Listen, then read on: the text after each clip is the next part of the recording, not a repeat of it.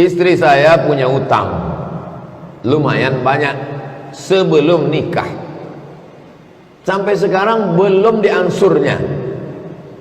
Apakah saya sebagai suami wajib membayar utang bini saya ini? Kebetulan saya semalam melihat pesan Presiden B.J. Habibie ketika dia mau nikah dengan Ainun. Apa kata dia? Ainun, masa lalu milikmu, masa depan milik kita berdua. Nanti kalau kebetulan kalian nikah, bini kalian berutang, apakahlah ucapan B.J. Habibie tadi? Wah, sengaja ku diamkan, kalau ku ceritakan takut aku kau tak mau kawin sama aku. Apa Adinda? Utangku banyak. Adinda, kata B.J. Habibie, masa lalu milikmu, masa depan milik kita berdua. Maksud abang, kau bayarlah utang kau tuh. Ini banyak orang ini salah paham. Dianggapnya kalau sudah menikah itu menyatu. Dianggapnya kalau sudah menikah itu menyatu. Laki-laki salah paham, perempuan salah paham. Panggilnya bini, istriku sini kau. Sejak akad tadi, maka surat nikahmu, surat tanahmu, surat mobilmu, surat rukomu, semua punya aku. Karena akulah surga dan nerakamu. Tidak begitu guys. Hah? Kalau kalian anak muda nikah dengan perempuan, maka si perempuan itu tetap punya hartanya. Ini ruko punya bapak dia, ini mobil hadiah dapat bonus dia dari kerja, ini gaji dia, itu punya dia. Tak bisa kau ambil, tak bisa kau gugat. Kau pula kerja selama ini sebelum nikah, punya tanah, ini juga punya engkau, ini milik engkau, ini milik istrimu. Lalu apa bedanya? Di dalam harta milikmu ada punya istrimu. Di dalam harta punyamu ada hak istrimu. Tapi dalam harta istrimu tak ada hakmu. Ibu-ibu setuju?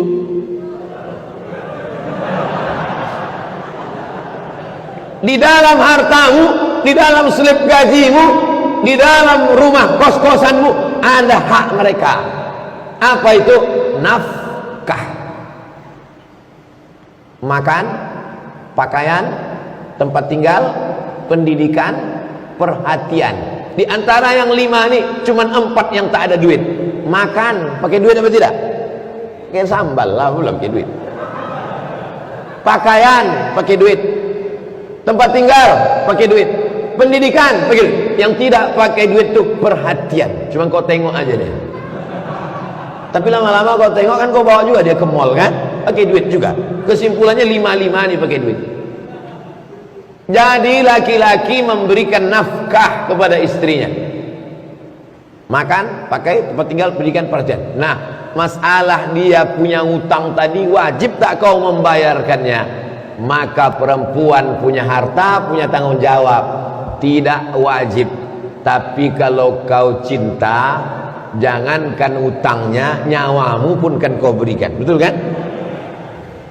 Ini mesti dipahami orang dengan baik. Kalau tidak, dia tak paham mana aturan. Main bola aja kita mesti tahu aturan. Mana kiper, mana back, mana striker, mana hand, mana outside. Mesti tahu itu.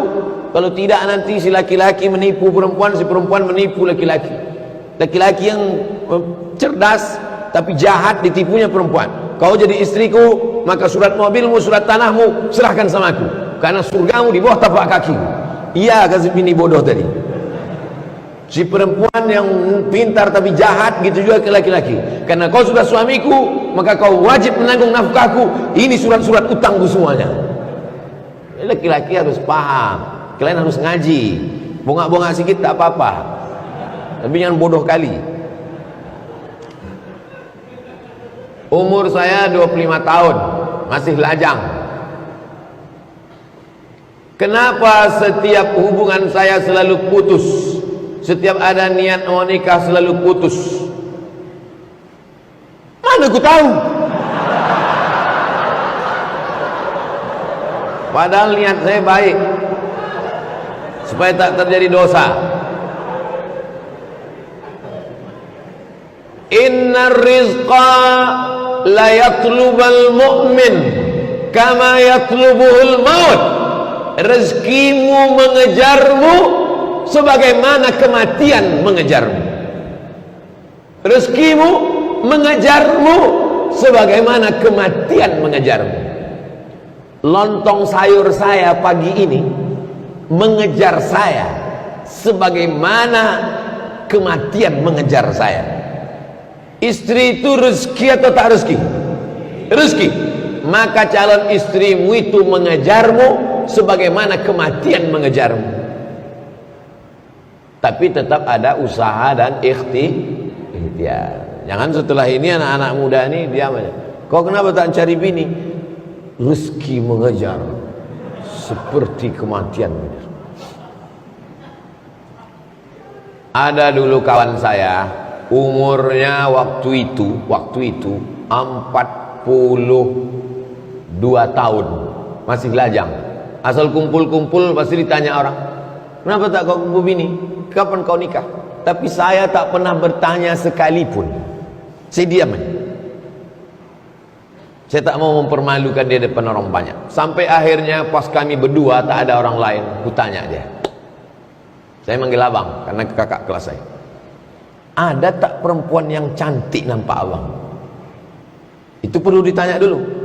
Mana tahu jawaban dia, laki-laki yang nampak aku cantik, ya kan? Jadi saya tanya. Pas tak ada orang saya tanya, ada tak orang di Pekanbaru nih yang abang nampak cantik? Ada, kata dia. Mana orangnya? Coba tengok fotonya. Saya tengok. Oh, cantik memang. Di mana rumahnya? Rumah dia di sini, daerah sekitar sini juga. Besok pagi jam 10 kita berdua datang ke rumah itu. Saya tak mau mengejek-ngejek orang. Besok pagi jam 10 kita datang ke situ. Datanglah kami berdua. Assalamualaikum. Waalaikumsalam. Assalamualaikum Bu. Waalaikumsalam. Ini saya Abdul Somad. Waktu itu saya belum viral lagi. Ini saya Abdul Somad, sekitar 5 atau berapa tahun yang lalu. Ini saya Abdul Somad. Ini abang saya, kami sama-sama dulu lama. Dia ini orang baik Bu. Anak ibu ada hubungan tak sama laki-laki lain? Tak ada. Niat kami ini baik. Kalau memang cocok kami mau minang anak ibu, tapi sesuai dengan adat istiadat kita di bumi lancang kuning, kami tanya dulu. Kalau memang cocok nanti keluarga kami akan datang. Ayolah kami musyawarah dulu. Jadi antum ada tak perempuan cantik nampak antum? Cuman jangan antum bawa saya. Kalau saya antum bawa nanti saya diterimanya. Antum bawa Ustadz Al-Nob, Ustadz Fajri Ansah, Haji Endar, Haji Endar ini pun bahaya juga nih. Yang kira-kira tidak terlalu membahayakan lah. Jadi tak usah terlalu banyak teori. Nikah ni tak usah terlalu banyak teori begitu gini nah. Langsung to the point. Sifat gol. Tak gol cari gawang lain. Jadi banyak orang sekarang berteori-teori. Itu tadi yang saya ceritakan itu true story, kisah nyata. Gitu juga kalau nampak saya ada jamaah begini begono, begini begono, begini begono, saya tanya mana? Kita datang. Apa boleh bertasbih, berzikir, beristighfar saat khotib Jumat berkhutbah? Macam tak ada waktu lain. Idza quri'al Qur'an, kalau kau dengar baca Quran, fastami'u lahu, dengar baik-baik, wa ansitu, diam, la'allakum turhamun, mudah-mudahan kau dapat rahmat. Saya sedang ceramah. Pas saya sedang ceramah, adalah orang tepat di depan saya tuh baca Quran. Pas di muka saya, dia baca Quran. Saya bilang, kau kalau mau baca Quran pergi kau ke sana. Yang di muka aku nih kau baca Quran. Macam menantang betul dia. Kita ini bukan laptop Core 2 Duo yang bisa dua-dua sekali kerja. Kita ini perlu fokus dengarkan khutbah itu baik-baik. Tapi kalau ada orang mendengar khutbah tasbihnya sambil berjalan, itu sesungguhnya dia sedang zikir sir. Zikir itu ada zikir jahar, la ilaha illallah, la ilaha illallah, la ilaha illallah, namanya zikir jahar. Ada namanya zikir sir. Zikir sir itu tak berbunyi. Letaknya di mana? Dalam ismul mufrad. Allah Allah Allah Allah Allah Allah Allah Allah Allah Allah Allah Allah. Itu makanya kadang ada orang duduk tasbihnya, mulutnya tak ada bergerak. Itu namanya dia sedang zikir sir, zikir khafi di dalam, tak putus. Allah Allah Allah Allah Allah Allah Allah. Dalilnya apa? Alladzina yadhkuruna Allah. Orang yang menyebut Allah qiyaman, waktu tegak, wa qu'udan, waktu duduk, wa ala junubihim, waktu berbaring. Allah Allah Allah Allah Allah Allah Allah. La, hadisnya mana? La taqumus sa'ah, tak akan terjadi hari kiamat. Tidak akan jadi hari kiamat selama di atas muka bumi ini masih ada orang menyebut Allah Allah Allah Allah Allah Allah Allah, tapi lidah tak bergerak di dalam. Jadi kalau saya khutbah, ada orang di depan metik tasbih, saya tak marah, dia sedang zikir khafi. Tapi kalau saya sedang khutbah, istighfarlah dia, Allah Allah Allah. Nah, ini tungkat. Macam tak ada tempat lain ni zikir. Idza qulta li sahibika ansit, kau katakan ke teman sebelahnya, diam, faqad laghauta, kau sudah melakukan perbuatan lagha. Wa man lagha fala jum'ata lah, siapa yang melakukan perbuatan lagha fala jum'ata lah. Ada tempatnya udah masing-masing. Mendengarkan khutbah itu pun zikir. Mendengarkan khutbah itu zikir. Kenapa kau katakan dengar khutbah ini tak zikir sehingga kau perlu berzikir lagi? Zikir jahar. Kalau zikir sir memanglah terus. Ada orang yang pakai zikir terus dipijit sambil dengar khutbah, dia sedang zikir sir Allah.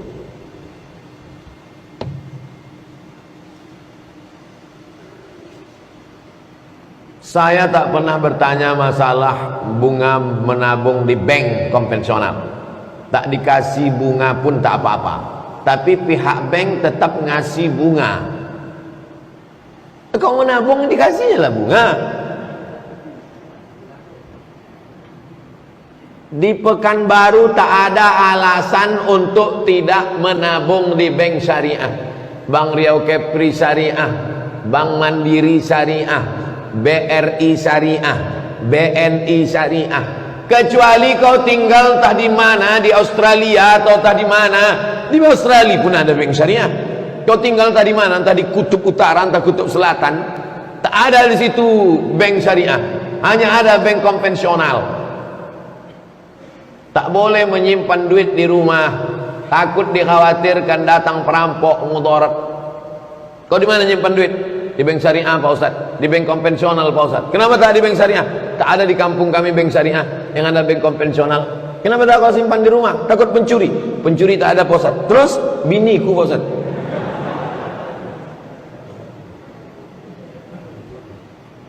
Maka kalau tidak ada lagi bank syariah, hanya bank konvensional, menjauhkan diri dari mudarat, daripada dibunuh orang, dirampok orang, digarong orang, dibuka orang rumah, diletakkan duit di bank konvensional. Bunganya di mana diletakkan?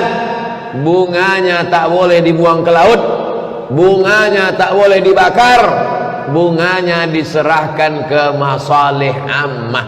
Masalih ammah, kepentingan umum. Begitu dalam kitab Fatawa Mu'asirah, sudah diterjemahkan ke bahasa Indonesia, dicetak oleh Gema Insani Press Jakarta GIP, ditulis Syekh Yusuf Al-Qaradawi.